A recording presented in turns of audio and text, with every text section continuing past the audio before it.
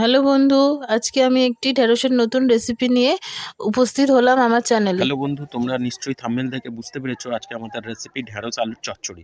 অতি সাধারণভাবে তৈরি এবং এটা খেতেও খুব একটা খারাপ নয়। এই গরমের দিনে এই চচ্চড়ি খেতে খুবই খুবই ভালো লাগে। বন্ধুরা, তোমরা এই সাধারণভাবে এই রেসিপি বানিয়ে দেখো, দুর্দান্ত খেতে লাগবে। প্রথমে ঢেঁড়স আলু কেটে নিলাম, নিয়ে ধুয়ে নিলাম, নিয়ে কড়াই তেল দিয়ে তেল গরম হলে ঢেঁড়সগুলো একে একে ভেজে নেব। প্রথমে সবগুলো ঢেঁড়স দিয়ে একটু নেড়ে নিয়ে তার মধ্যে হলুদ দিয়ে দিলাম, দিয়ে ভালো করে নেড়ে সবটার মধ্যে হলুদটা মিশিয়ে ভাজা ভাজা করে নিলাম। হালকা ভাজা ভাজা করে তুলে নিয়ে আবার কড়ায় তেল দিয়ে তেলটা গরম হলে আগে থেকে আমরা যে আলু কেটে রেখেছিলাম সেই আলুগুলো এর মধ্যে দিয়ে ভালো করে ভাজা ভাজা করে নেব। বন্ধুরা, আমরা আলুর মধ্যেও হালকা হলুদ দিয়ে নেব। এবার এর মধ্যে জল দিয়ে ঢাকা দিয়ে ভালো করে আলুটা সিদ্ধ করে নেব।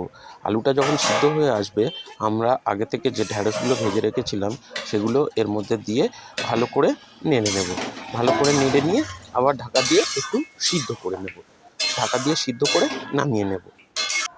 বন্ধুরা, তোমরা ঢাকাটা খুলে একটু দেখে নিও আলুটা ভালো করে সিদ্ধ হয়েছে কিনা এবং ঢ্যাঁড়সগুলো ভালো সিদ্ধ হয়েছে কিনা।